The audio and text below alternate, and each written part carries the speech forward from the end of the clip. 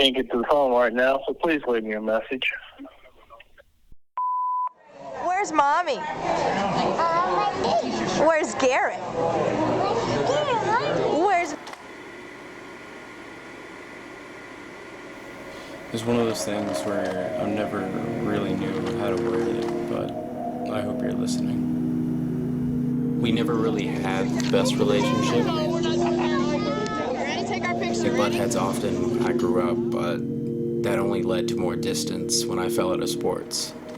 I'm glad of the time that we got to spend together, especially in Cardinal Stadium or on the Beachmont fields, or even just watching games together at home. Walking up those hills on Saturdays, I would complain, at least always say something, how steep it was, but when we finally got to those seats, that joy was beautiful, and I spent a lot of time with you there. Those are probably some of my most fondest memories together. It's my Yoda. Cheese! Cheese! I love you.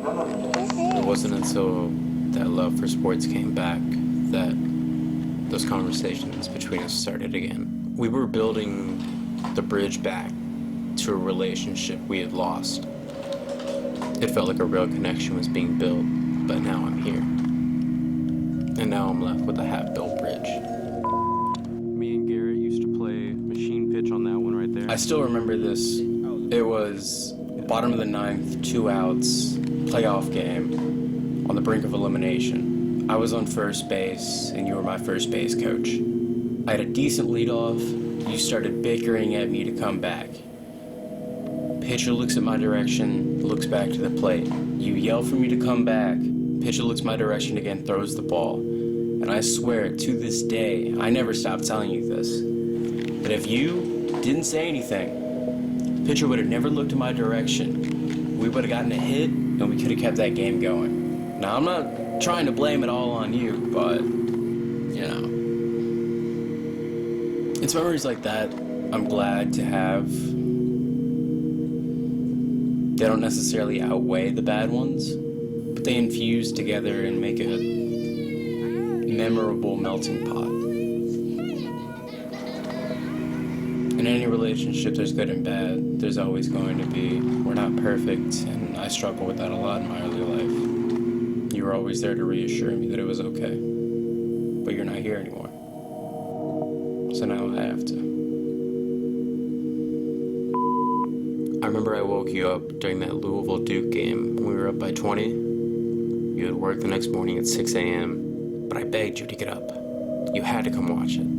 You and I watched Duke and Zion Williamson come back against us. At the time, I felt bad and also angry, but it's one of my fondest memories I have with you. It felt like a real connection was being built.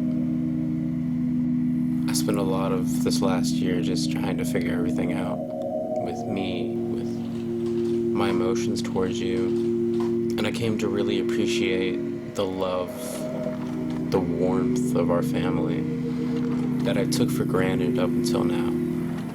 I know how much you wanted me to get into cooking, and over the summer, it became my favorite thing ever.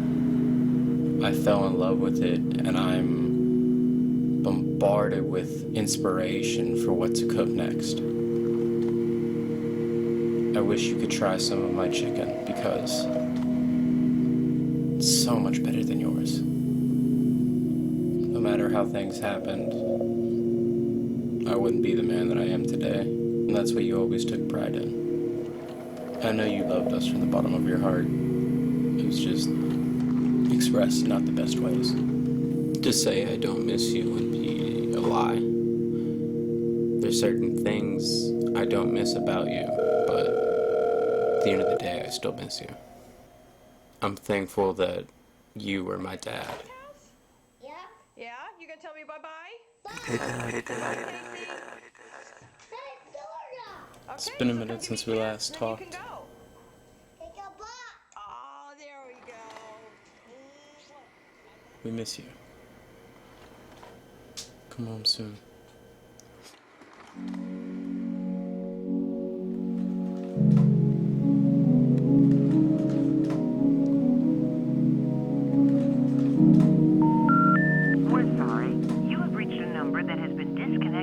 is no longer in service.